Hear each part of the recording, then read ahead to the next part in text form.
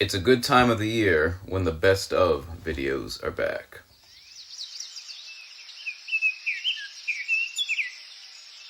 Hey, what's going on, everybody? Justin here, and in this video I want to go over 5 really good books on medieval history that I read in 2022.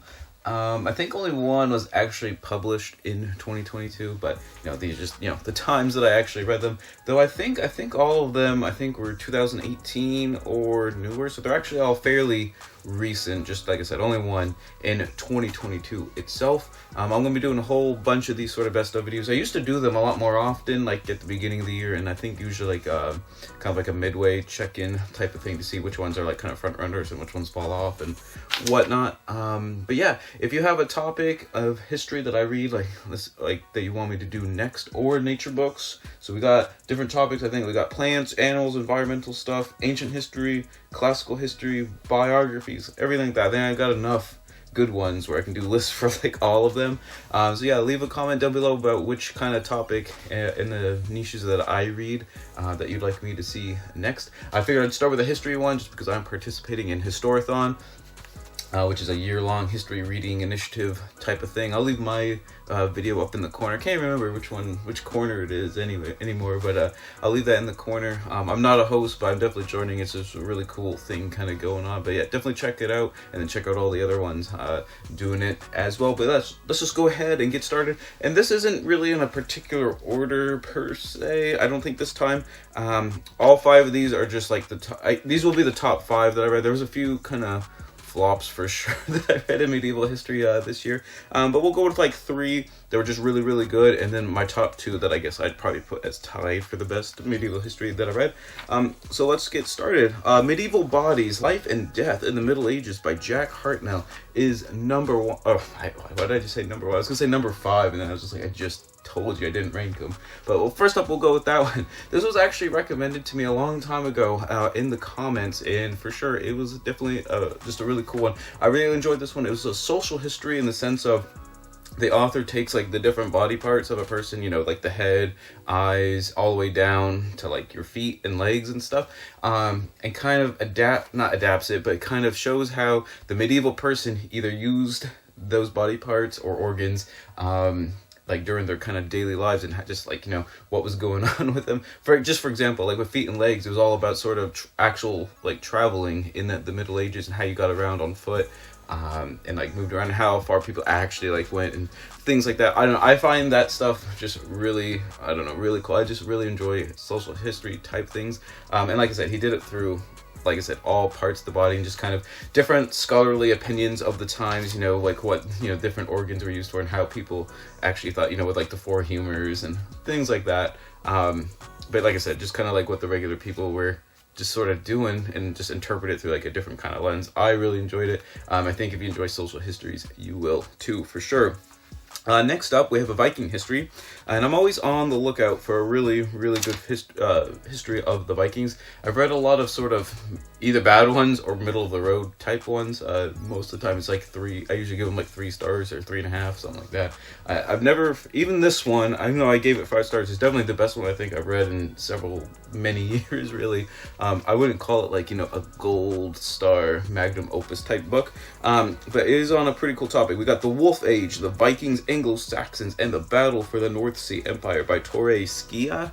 I'm not 100% sure. I probably should look that one up before, doing the video. But this is all about, for those who don't know what the North Sea Empire is, in the 11th century, in late 10th century, Denmark, Norway, and the British Isles were kind of battling for control of the North Sea at the time during the end of the Anglo-Saxon age. England was fairly heavily kind of leaning towards the orbit of like the North Sea rather than the French continental like landmass and stuff. So it's a really interesting thing. I really like King Canute. I know he gets a bad rap, especially with a lot of like English historians, where he's like commanding the waves to like stop and everything. But he actually, if you learn about him, he actually was fairly decent as like kind of a ruler and whatnot. And this is sort of all about kind of his era, and the generation 2 before him and the generation after him. But like I said, I really learned a lot. I just really enjoyed that. And I'm trying to remember, there was something else about this book. I wanted to contrast it with the other one I read, which was all about the heathen army. I thought I was going into that one thinking, it's going to be, it's a Viking book literally on the great heathen army of the 900s, and it was just an absolute flop. Whereas this book deals into like kind of Norse Viking culture towards the end of its, heyday and whatnot, and kind of does a good job sort of blending how assimilating the Vikings became with sort of the Anglo-Saxon culture and whatnot before the Norman conquest and everything. And I just really enjoyed it. So definitely check out The Wolf Age if you're into kind of Viking histories. I think you'll enjoy that one as well. And lastly, for one of the ones that aren't, the last one that's not a top 2 title is Empires of the Normans, Conquerors of Europe by Levi Roach. I've read a couple of books on the Normans as well. This is probably one of the best ones that I've read. It's pretty concise and to the point, but it's very punchy, just the way it's written. And it does, what I really liked about it is it covered pretty much the entire scope of like Norman history, whereas a lot of times you kind of get the French Normans and the English, the English, or the Norman conquest of England, so the English kind of like Norman line after William the Conqueror and stuff like that. But he has, Levi Roach put in a bunch of chapters on the Sicilian Normans, the Normans in the Holy Land, which were actually a very big influence at southern Italy, things like that. Just really, really enjoyed that. Even some of the descendants, such as Frederick, being like the Holy Roman Emperor and stuff, being of Norman stock, he kind of goes into that a little bit as well. So it's the entire kind of like range of the Norman experience, and he kind of does a really good job talking about how these sort of they're kind of like the Vikings, obviously like the original Normans essentially were Vikings, how they did really well adapting and assimilating into the different cultures that they were kind of like a part of, whether that was like in Sicily or the Holy Land, in England, things like that. But I think if you enjoy medieval history, the Norman effect or the Norman experience is definitely like a topic that you really should learn about, especially for the high and late Middle Ages. You really like Norman architecture, Norman culture, the Norman aristocracy was just woven throughout the fabric of medieval life. And I think you'll learn a lot, and just like I said, it's a good history to kind of learn about if you're into medieval history. Now, before we go on to what I have tied for the top 2 here, if you made this far into the video, if you want to support the channel the best way is definitely check out my Etsy shop where I sell signs like this. I got some like Latin things, some Norse things, I guess I should have got a Norse one for like this video, I guess, for like medieval history and whatnot. But even just liking some items or favoriting the shop definitely helps me a lot in the channel, helps me in the algorithm in Etsy, not really the channel. But anyways, let's go on to the top 2. All right, first up, the one I had written down was The Lost Heirs of the Medieval Crown, The Kings and Queens Who Never Were by J.F. Andrews. I learned a ton from this one. This one was just like a really fast, like fun read. Each chapter delves into a English royal person who was theoretically probably destined to become the monarch, but for all kinds of different circumstances, where they're dying young, like dying before their parents, sibling rivalry, just getting, outmaneuvered out politically, checkmated and stuff. Just never became the monarch of England. Learned tons of different characters I had read a little bit about, but each chapter's like kind of big enough where you kind of get a good feel for them. But there are definitely a few that I want to read book specifically on them. The top one definitely being Empress Matilda, and I do have one lined up that I gotta read at some time. But yeah, she was kind of slated to be the Queen of England, but just kind of got outplayed, became like the Empress of the Holy Roman Empire, and just was always sort of just unfortunate. She was a really pretty decent at politics and whatnot, and militarily was fairly decent, but just always like half a step behind what was going on in England for whatever reason, and just never became the Queen of England, even though she was like royalty in her own right in other countries as well. So definitely really fun. You learn about like William Adelin, who died like on the White Ship when it was crossing the Channel, the Black Prince, things like that. I just found it really, really fun.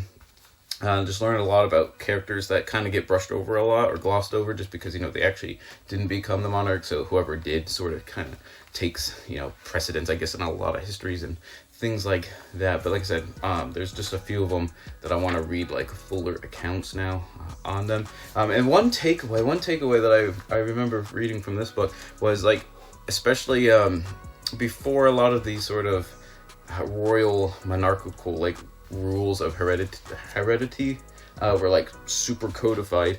What was actually important was just like the proximity of being like around the monarch when they die in the treasury. Like literally whoever could just like, take control of the treasury was just like slated to be the monarch. It didn't actually matter about like precedents and stuff so much during like kind of like the high Middle Ages for some. I guess that was something I never like picked up on, but yeah, just like I said, really fun, interesting read, and you'll find out lots of characters that you're gonna read more of for sure. All right, last up, like I said, probably number one, but I'll tie it with Lost Heirs of the Medieval Crown. We got The Accursed Tower, The Fall of Acre, and the End of the Crusades by Roger Crowley. Roger Crowley is an author that I've wanted to read for a while. I just haven't. He's got a lot of books on like, especially on maritime topics. Like he's got books on the Portuguese explorers. I think he's got a book on the Merchants of Venice. Or something, yeah, Merchants of Venice, things like that. So he's got a lot of those kind of topics. But I hadn't read a book on like kind of a crusade, is that a word? A crusade topic in a while. But I learned a ton. I didn't know too much about kind of the end of the Crusades in the Holy Land. You always read about like kind of the first and third ones. But Acre was essentially the last Christian stronghold in the Holy Land in the 1200s, after pretty much everything else had fallen. And the Accursed Tower was it was just like kind of a bastion tower that was known as accursed for a bunch of different reasons that you learn in the book and stuff, and that's where the title comes from, as part of the defenses of the city of Acre. The first half of the book kind of talks about sort of the generation or two beforehand, kind of leading up to the siege of Acre, and then you read all about sort of the Caliph assaulting Acre and kind of all the drama that goes on with that. And it was actually it was a pretty big deal, kind of going on, obviously, with the fall of the Holy Land and stuff. At that point, Western Europe, where that sent most of the Crusades up, was started losing kind of steam, doing like the whole crusading ventures and stuff. It kind of played itself out, so they didn't really get a lot of like help and whatnot. But it was very symbolic and everything. But just learned a ton. Plus, like I said, it was kind of a nice, like kind of snappy read. It wasn't too long, but like I said, half the book was kind of like a good context thing, and then the other half was just the entire like siege of Acre. So I learned a ton, and I thought it was really fun. And I think anyone who likes the Crusades or reading about history of the Crusades, things like that, will enjoy it as well. So there you have it. Those are 5 really good history books that I read in 2022. Let me know if you have any good history book recommendations on medieval history. Be glad to check them out for sure. And whether you're reading medieval history or not, always remember, read victoriously.